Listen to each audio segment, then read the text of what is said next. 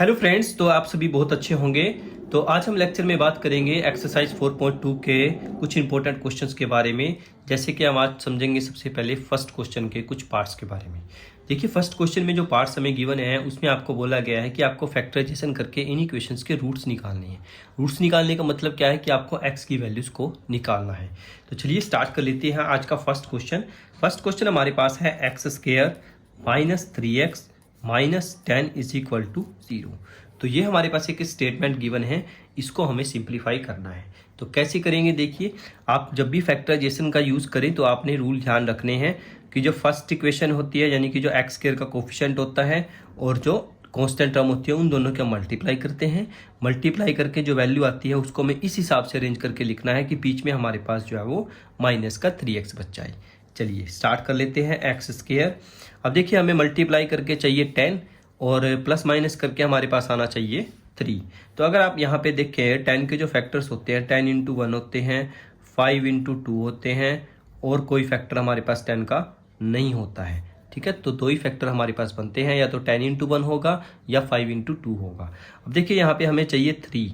अब 3 देखिए यहाँ से तो किसी भी एंगल से नहीं आएगा, क्योंकि अगर आप 10 में से एक माइनस करेंगे तो 9 आएगा, 10 में एक जोड़ेंगे तो 11 आएगा। तो हमारे पास यहाँ पे 3 कहाँ से आएगा, 5 और 2 का रेशो बना के। ठीक है, तो कैसे करेंगे, एक्स स्क्वायर यहाँ पे माइनस का 3 है तो हम 5 को माइनस का लिखेंगे और प्लस को 2 को प्लस का लिखेंगे। माइनस के 10 इज इक्वल टू 0।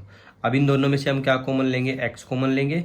एक एक्स अंदर आ जाएगा, एक एक्स बाहर आएगा, तो एक एक्स यहाँ पे 5 अंदर बच जाएगा। दोनों किसके टेबल पे जाएंगे, 2 के। यहाँ पे 2 एकम 2 और 2 5 जा 10 इज इक्वल टू 0। ठीक है, अब दोनों में से x माइनस 5 कॉमन ले लेते हैं। यहाँ पे बचेगा x और यहाँ पे बचेगा हमारे पास 2 इज इक्वल टू 0। तो यहाँ से हमारे पास x की दो वैल्यूज आ जाएंगी, x minus 5 is equal to 0 या फिर x plus 2 is equal to 0। तो x की वैल्यू आ जाएगी 5 और x की वैल्यू आ जाएगी माइनस 2। यही दोनों हमारे जो है रूट्स हैं इक्वेशन के। ठीक है, तो बहुत आसान है, प्राइम फैक्टराइजेशन से आप आसानी से रूट्स वगैरह निकाल सकते हैं। चलिए इससे अगला क्वेश्चन ट्राई कर लेते हैं, फर्स्ट का सेकंड पार्ट। फर्स्ट के सेकंड पार्ट में हमें गिवन है 2x square plus x minus 6 is equal to 0।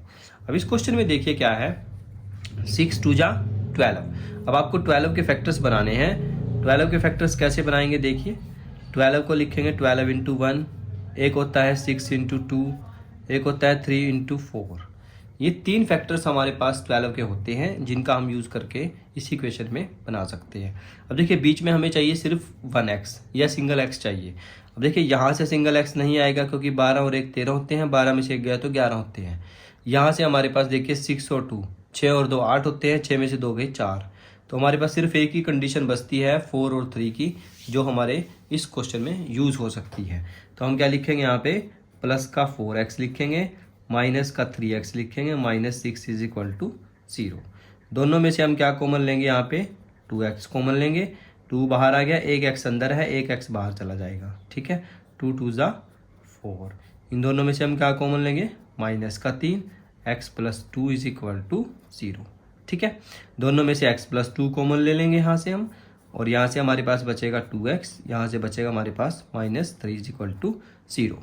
अब देखिए हमारे पास दो वैल्यूज बनेंगे, x plus 2 is equal to 0 या फिर हमारे पास 2x minus 3 is equal to 0।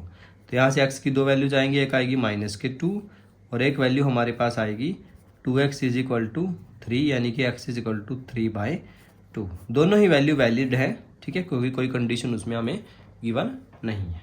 ठीक है दोस्तों, तो ये था हमारा सेकंड क्वेश्चन। चलिए थर्ड क्वेश्चन पे चलते हैं, क्वेश्चन नंबर फर्स्ट का थर्ड पार्ट। थर्ड पार्ट में हमारे पास देखिए क्या गिवन है, √2x square plus 7x plus 5 √2 is equal to 0। देखिए जब भी क्वेश्चन में रूट आता है ना तो स्टूडेंट्स बहुत ही ज़्यादा डर जाते हैं कि ये रूट आ गया तो इसमें क्या करेंगे हम। तो ऐसी कंडीशन में आपने घबराना नहीं है, क्वेश्चन को समझना है, फिर उसको सिंप्लीफाई करने की कोशिश करनी है। ठीक है, तो कैसे करेंगे, देखिए इसको क्वेश्चन को थोड़ा ध्यान से समझना है आपने, क्योंकि इसमें काफ़ी सारी ट्रिक्स हमारी यूज़ होंगी। चलिए कैसे करेंगे, देखो सबसे पहले इन दोनों नंबर्स की मल्टीप्लाई करते हैं। तो मल्टीप्लाई करके हमारे पास देखिए क्या आएगा, देखिए जब इन दोनों की मल्टीप्लाई करेंगे 5 और √2 और √2, थोड़ा सा मैं आपको यहाँ पे क्लियर कर देता हूँ। देखो 5 √2 और साथ में हम इसकी मल्टीप्लाई कर रहे हैं √2 के साथ, तो हमारे पास आएगा 5 √2 और √2 कितना होता है 2, 5 2 जा 10। तो यानी कि मेरे को जब भी मैं इन दोनों की मल्टीप्लाई करूंगा तो मेरे पास आएगा 10। अब देखिए 10 के क्या क्या फैक्टर्स हो सकते हैं। 10 के फैक्टर होंगे 10 इंटू 1 या 5 इंटू 2, दो ही फैक्टर हो सकते हैं जैसे हमने यहाँ पे डिस्कस किया था। सेम ऐसे ही यहाँ पे भी हमारे पास दो ही केस हो सकते हैं जिनके फैक्टर्स बन सकते हैं। 10 के सिर्फ दो ही फैक्टर होते हैं, 10 इंटू 1 या 5 इंटू 2। तो चलिए अब यहाँ पे देखिए हमें चाहिए 7। तो 7 कैसे आएगा जब मैं 5 को 2 में प्लस करूँगा। चलिए इसको यहाँ पे लिख लेते हैं। तो इसको लिखेंगे √2x² plus 2x plus 5x plus 5√2 is equal to 0। देखिए अब यहाँ पे ना सबसे ज़्यादा इंपॉर्टेंट चीज़ क्या आती है, यहाँ से कॉमन हम क्या लें। देखिए कॉमन लेने के लिए आपने क्या करना है, सिंपली देखिए यहाँ से x तो दोनों में से कॉमन आएगा यहाँ से, तो x तो हम बाहर ले ही लेते हैं। अब देखिए यहाँ पे है √2, यहाँ पे है 2, तो क्या करते हैं देखिए √2 और एक 2 है, इन दोनों में से हमारे पास क्या चीज़ कॉमन आएगी, इसको हम कैसे पता लगाएंगे। देखिए ये √2 है, इसको ऐसे ही रखो, इसको 2 को हम ऐसे लिख सकते हैं √2 का स्क्वायर। ठीक है, कोई दिक्कत नहीं है क्योंकि स्क्वायर से रूट कैंसिल हो जाएगा तब भी 2 ही आएगा। एक बारी मैं इसको लिख के आपको दिखा देता हूँ ताकि आपको सिंप्लीफाई करने में इसको आसानी रहे। प्लस में यहाँ पे लिखेंगे √2 का स्क्वायर, साथ में x plus 5x plus 5√2 is equal to 0। अब देखिए इन दोनों में से क्या चीज़ कॉमन आएगी। देखिए √2 तो हम कॉमन ले सकते हैं क्योंकि यहाँ भी √2 है, यहाँ भी √2 है। चलिए इन दोनों में से अब हम √2 कॉमन लेते हैं। तो कॉमन लेके कैसे आएगा, देखिए इन दोनों में से √2 कॉमन लेंगे और साथ में हम x भी कॉमन लेंगे क्योंकि दोनों में x भी है, यहाँ पे लिख लेते हैं। ठीक है, √2 बाहर आ गया, एक x बाहर है, एक x अंदर चला जाएगा, प्लस यहाँ पे एक √2 बाहर आया तो एक √2 अंदर जाएगा, x तो हमने पहले ही बाहर निकाल रखा है। ठीक है, ब्रैकेट बंद करेंगे, प्लस इन दोनों में से क्या कॉमन लेंगे, हम 5 कॉमन लेंगे, यहाँ पे आएगा x plus √2 is equal to 0। ठीक है दोस्तों, अब देखिए दोनों में से क्या कॉमन आएगा, x प्लस √2 और साथ में हमारे पास यहाँ पे कितना आएगा √2x plus 5 is equal to 0। तो हमारे पास ये फैक्टर्स बन जाएंगे। अब देखिए सबसे पहले x प्लस √2 को 0 के बराबर रखेंगे और फिर रखेंगे √2x प्लस 5 को 0 के बराबर। तो यहाँ से x की हमारे पास दो वैल्यूज आएंगी, एक आएगी -√2 और एक हमारे पास आएगी √2x इज इक्वल टू -5। तो x की वैल्यू आ जाएगी -5/√2। तो दो वैल्यूज हमारे पास अराइज होके आएंगी यहाँ पे x की, दोनों ही वैल्यू वैलिड हैं, कोई भी वैल्यू हमारी गलत नहीं है। ठीक है, चलिए अब हम चलते हैं फर्स्ट के फोर्थ क्वेश्चन पे। फर्स्ट का फोर्थ क्वेश्चन हमारे पास है 2x² - x plus 1/8 is equal to 0। चलिए इसको कैसे सिंप्लीफाई करेंगे, जिसमें हमारे पास फ्रैक्शंस आ जाता है।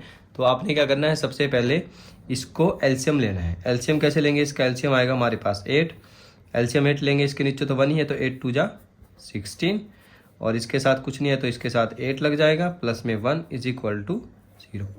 क्रॉस मल्टीप्लाई कर दो इसकी, 16x² minus 8x plus 1 is equal to 0।